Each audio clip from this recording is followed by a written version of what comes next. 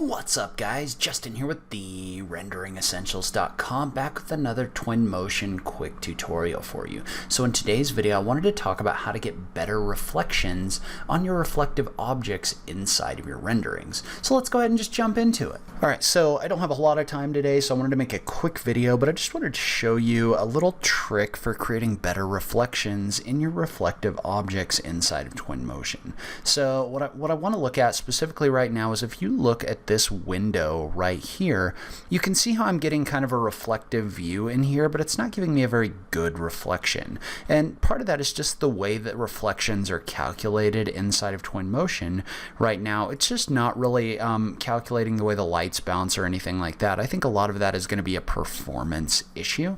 So if you were to take this and you were to export this image, and I have to remember which image this was. So I think it's going to be image 3, but if I was to export image 3 and look at it,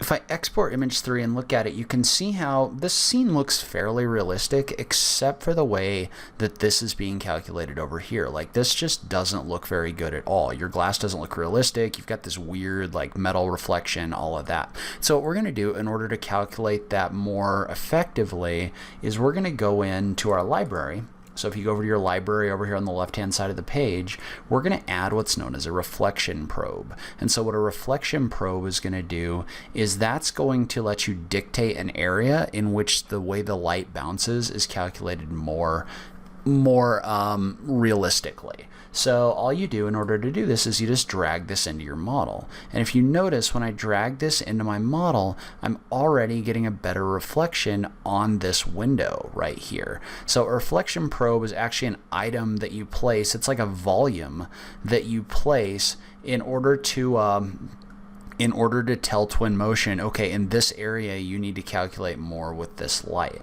And so what this is going to do is this is really going to calculate the reflections more realistically anywhere inside of this box. And so you can see how you can adjust the size of that box in order to adjust the size of the reflection. So you can see how if I drag that down, if I reduce the size, then anything outside of this box isn't being calculated very realistically anymore. So you can see how anything inside of this box, for example, is going to be much more realistic. So what you'd want to do in this case is you would want to make sure you drag this out at least so that this whole piece of glass is being calculated inside of the reflections inside of Twinmotion. And so I do want to note that there's an option here for a rectangular reflection probe, and there's also an option in here for a spherical reflection probe. And what that does is that calculates this inside of a sphere instead of inside of a box.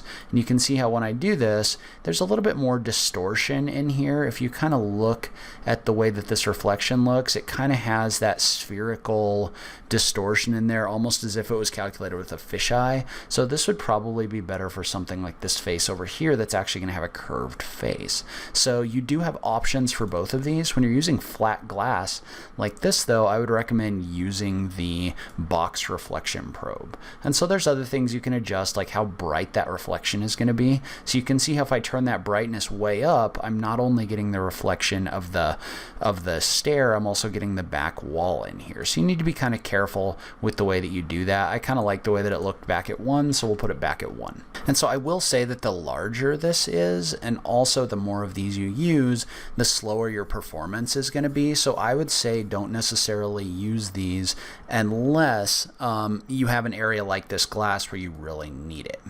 And so now, let's say that we took this and we reran this render, knowing that now we have our reflection probe in here. So if we go in here and we rerun this image, and we just export this again, so this is my original, and this is my new image. So you can see how the original over here, your reflection really doesn't look very good and your glass doesn't look very realistic. On the left hand side, you're getting much more realistic light bouncing off of this glass. So by placing some reflection probes inside of your model, what this allows you to do is this allows you to calculate realistic light bounces without trying to do it in the whole thing and basically making it and having so many calculations in here that it basically becomes unusable. So a little bit goes a long way with something like this. So that's where I'm going to end this video. Leave a comment below and let me know what you thought. Was this helpful to you? Did you know about this? Or did I leave something out? I just love having that conversation with you guys. If you like this video, please remember to click that like button down below. If you're new around here, remember to click that subscribe button for new rendering content every week. As always, thank you so much for taking the time to watch this. I really appreciate it, and I will catch you in the next video. Thanks, guys.